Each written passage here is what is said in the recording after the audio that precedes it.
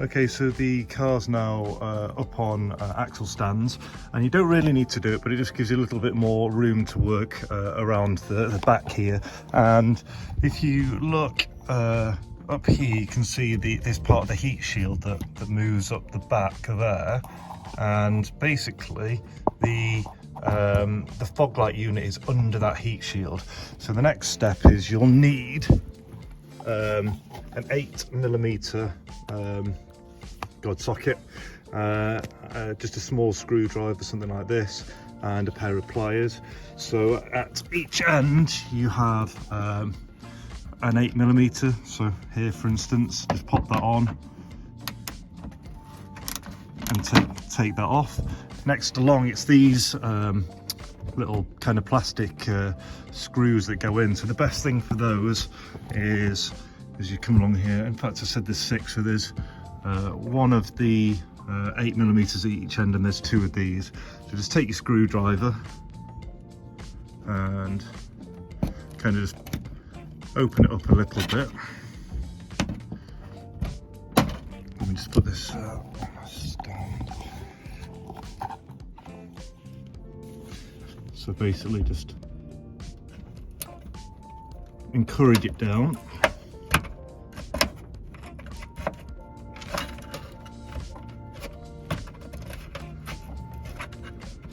Like so, and then get your pliers all the way in, and then just pull it down like that. So, and then once that's done, it will come all the way out, and they look like this. So they're kind of like a bit of a rectangle, and then in there's a rectangle. So I'm going to work on removing all of that and basically taking the heat shield out so that we can get to the fog light. Okay, next bit. So I should also mention that once you've removed these bits, you then need to pull out the part that was in there as well. So to remove this bit out. So I've now got the end kind of bolts out and the plastic retainers. That then leaves you with this kind of solid bit of metal with the heat shield above it, and the fog light is still basically sandwiched between those two. And to separate these parts to get to it, I think it'd be a lot easier if you probably took the whole bumper off. I'm trying not to do that. Is you then have to remove these 3 screws which sandwich them together, and to do that it is a 25mm. That's a torx, isn't it? So 25mm, and basically you can go get that into the top of it and then undo it with one of these. So that's what I'm doing at the minute, and then hopefully that will then give us access. We should be able to lift this up and give us access to the fog light. Okay guys, we're getting there. So I only really took the centre and the right one off, and then with a bit of a pull I was able to prise the 2 apart, because there's a lot of muck and grime and crap that falls in your eyes when you do this. But now you can finally see the lamp unit there at the back. If I can get it to focus, not really. But it's at the back, secured in place. So the next thing will be to try and take that out and then disconnect it so we can work on the replacement. Okay, and we're finally out. So this is basically obviously housed in here, and the way I managed to get to it without taking everything off was to use an extension bar. So use this as an extension. Managed to go all the way from the inside to the rear. It's a little bit tricky to get to the bottom one, but if you pull the bumper down as you're working on it, you can get to it. All 3 of these off, and then to remove the bayonet fit, you have to basically push down on a clip on the inside here, and that will eventually release this. So there's the screws there, and so we'll be taking this inside and removing the plug and splicing it onto the replacement. So I'll see you inside where it's not rainy and it's a little bit warmer in the garage. Okay, so here we are in the garage, and this is the one that was removed. Got a bit more light on it now, and you can see, if I focus that in there, you can see how there's some corrosion inside here, so likely because of the position there was so much dirt and stuff and water over time, it somehow got into there, into this sealed unit.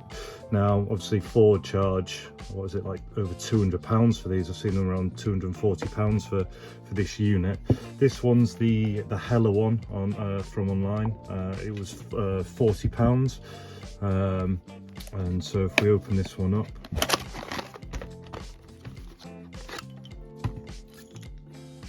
you can see how the units are identical in appearance. All that's missing is the bayonet section on the rear. So what I'll be doing right now is I'll be cutting this off.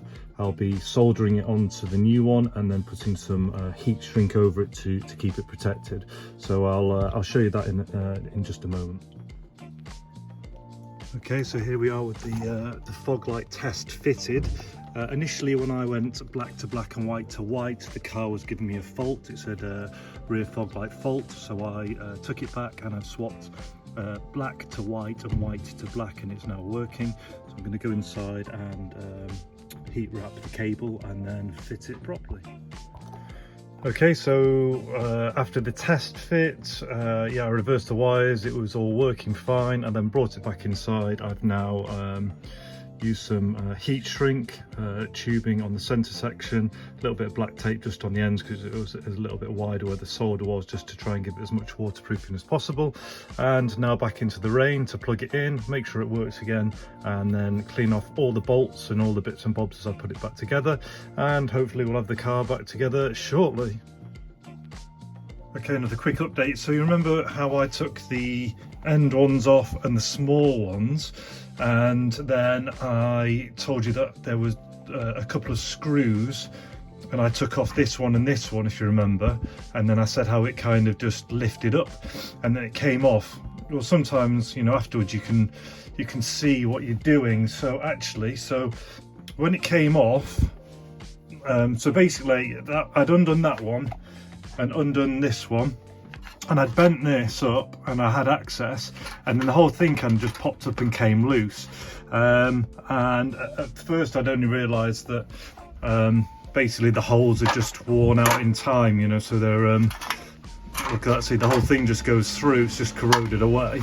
And it was only when I went to put them back on that I realised there was another 2 holes, and when it had kind of popped off, it had popped off these 2 as well. So when I'm going to refit the heat shield now, unfortunately I don't have any larger washers, so I'll clean all these down, and then basically I've got some rubber, so something that's not going to you know, deteriorate in the weather, and I'm going to put some stick some rubber just around here to rebuild these holes up, and then when I refit the shield, I'll then put all 5 of the screws back. So that's just so you know that if you pull the rear down, there'll be these 3, but there's also another additional 2.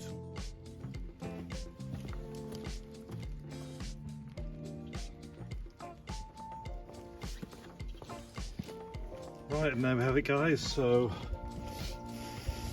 that was around 2.5 hours. It always takes longer the first time you do something and you're not sure what you're doing. If I did it again, it'd probably take me about an hour, but yeah, allow yourself at least a couple of hours. So what did I use? I had the jack and the axle stands to give me some more access. Then it was a 10mm socket to get the end bits off. But then you just need like a flat screwdriver and some tweezers to get the middle ones off. After that, you go onto the heat, you know, the heat shield, 25mm to get the heat shield off. And remember, there's 3 and then 2 further in, so 5 of those. Once that's in, I then use the I'll put the smaller one in, but an extension bar to help me get all the way back to the 3 that go around the lamp. I then removed that and cut it in half. Got the replacement Hella, went black to white in terms of the wiring, then heat shrunk it to give it some waterproofing, and I also actually put some plastic in there.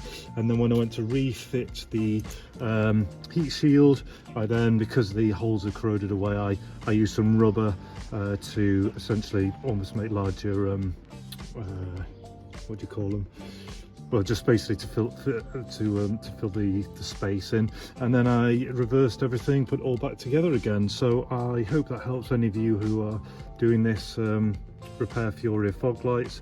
Much better than paying 240 quid for a bulb without fitting. Any questions, just leave them in the comments. I'll do my best to help. All the best, take care and see you.